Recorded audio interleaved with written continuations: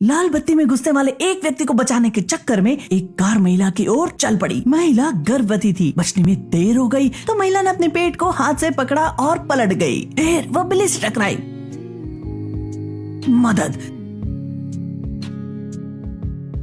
कृपया मेरी मदद करो, मेरा बच्चा, कृपया मेरी मदद करो। एक एम्बुलेंस महिला को लेकर तुरंत अस्पताल गई। ऑक्सीजन मास्क लगे हुए ऑपरेशन टेबल पर लेटे हुए उसने अपनी आंखें तब तक बंद नहीं की जब तक कि उसने अपने समय से पहले पैदा हुए बच्चे को नहीं देखा और जोर से चिल्लाई। फिर उसने हमेशा के लिए अपनी आंखें बंद कर ली। लेकिन यूरी नहीं मरी, वह एक भूत बन गई और हमेशा अपनी बेटी सेओवू के साथ रहती थी। वह दिन में उसके साथ स्कूल जाती और स्कूल के बाद उसके साथ टीवी देखती। रात में उसे सोता हुआ देखती। जब वह मुक्त हुई तो वह मुर्दा घर में गई अपने अस्थि कलश में। उसकी मौत का दिन उसका सबसे खुशी का दिन था, केवल इसलिए नहीं कि उसका परिवार यहाँ आता है, लेकिन वह दी हुई चीजें भी खा सकती है। एक डाइन की मदद से वह उनसे बात भी कर सकती थी और अगले साल थोड़ी वाइन लाने के लिए भी कहती। लेकिन वह भूल जाती कि यह दिन उसके परिवार का सबसे दुखी दिन है। उसकी फोटो देखकर उसके पापा जोर से रोते हैं।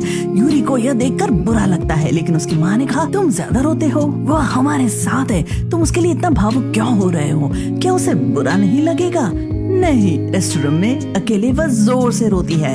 अपनी माँ को जोर से रोते देखकर यूरी अपने आंसू संभालती है। वह वास्तविकता में सहज नहीं हो सकती है और उसे गले लगाती है। वह केवल उनके लिए दुआ कर सकती है। सेओ का हाथ गीले प्लग को लगता है और वह सॉकेट की ओर जाती है, लेकिन प्लग अभी भी गीला है। उसी समय यूरी दौड़कर उसे रोकती है, लेकिन असली में तो वो उसे छू नहीं सकती। दुर्भाग्य से सेओ को उसकी सौतेली माँ रोक लेती है। अब वह सुरक्षित है। यह देखकर यूरी को तसल्ली होती है। वह अब मर चुकी है। उसके लिए अपनी बेटी को छूना संभव नहीं था। जब सूरज तेज चमकता और उसकी बेटी आंख नहीं खोल पाती, वो उसके लिए कुछ नहीं कर सकती थी। वह केवल गूंगी की तरह अपनी बेटी के पास रह सकती थी। फिर भी वह संतुष्ट थी। एक दिन उसने सेओ को पकड़ा तो एक शक्ति ने उसे पेड़ पर फेंक दिया। यह एक डायन थी। यूरी को अपनी बेटी के साथ रहने की अनुमति नहीं थी, लेकिन वह फिर भी ऐसा करती। इसलिए उस डायन ने सेओवू की सौतेली माँ को बता दिया कि उसके आसपास एक भूतनी रहती है और उसे एक ताबीज देती है। यूरी उसे रोकने की कोशिश करती है, लेकिन सेओवू डायन को थप्पड़ मारती है। डायन मुस्कुराती है और पाती है कि लड़की उसकी ओर नहीं देख रही, लेकिन यूरी देख रही है। क्या बच्ची भूत को देख सकती है? जब डायन चौंकी तो यूरी अपनी बेटी के साथ छिप गई। घर पर उसने अपार्टमेंट में एक भूत देख लिया था। सो की खातिर यूरी उसे जाने को कहती है, लेकिन वो उसे कहता है वह हमें देख सकती है, चल यहाँ से। यूरी उसे लात मारकर अपार्टमेंट से बाहर निकाल देती है। उसी समय से वो आती है। यूरी उसका अभिवादन करती है, लेकिन वह जवाब नहीं देती। जब वह यूरी को मारने लगती है तो वह दूसरी तरफ हो जाती है।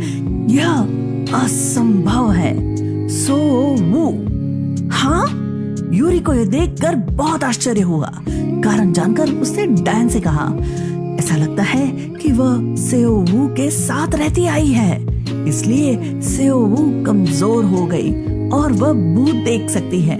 यदि ऐसा है, छोटे भूत सेओवू को ढूंढ लेंगे, लेकिन वह बहुत छोटी है, उसे अच्छा बुरा नहीं पता। एक झपकी के बाद एक छोटे भूत ने उसके साथ चालाकी की। यूरी फ्रीजर की तरफ जाती है और सेओवू को देखती है। वह उसे पकड़ना और ले जाना चाहती है, लेकिन वह उसे छू भी नहीं सकती है। वह केवल चिल्ला सकती है और टीचर्स को ढूंढने जा सकती है, लेकिन वे एक भूत की आवाज सुन नहीं सकते हैं। यूरी वापस फ्रीजर के पास आती है और चिंता में रोती है। वह अपनी बेटी का नाम पुकारती है, सो सो।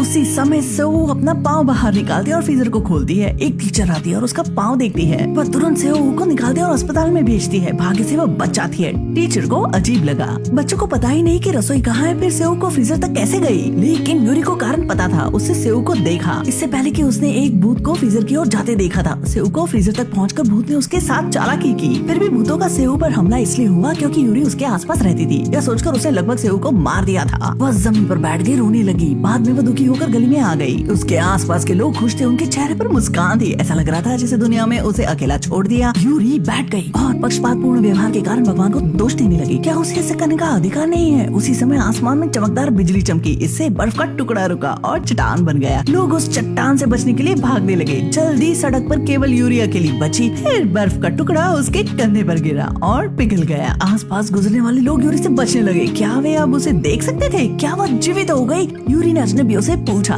क्या तुम मुझे देख सकते हो? वह मौत से जिंदा हो गई। यूरी बच्चों के बाल विहार में गई और सेओ को कसकर पकड़ लिया। उसकी उंगलियों की गर्माहट को महसूस कर वो रोने लगी। उसी समय उसे माँ होने की खुशी का एहसास हुआ। लेकिन खुशी हमेशा थोड़ी समय की होती है। डैन ने यूरी को बताया वह अब 49 दिन ही जिंदा रह सकती है। अगर वो उसके लिए जगह ढूंढती है तभी वह हमेशा के लिए जिंदा रह सकती है। और वह गायब हो गई। यह चमत्कार था जिससे यूरी जिंदा हो गई। क्या वो एक और चमत्कार करेगी? ये दृश्य कोरियन नाटक गुड बाय मॉम के हैं। पहले कुछ एपिसोड के प्रीव्यू ने मुझे भाव विभोर कर दिया। आगे क्या हुआ ये देखने ऑनलाइन सर्च कर सकते हैं। फिर मिलते हैं।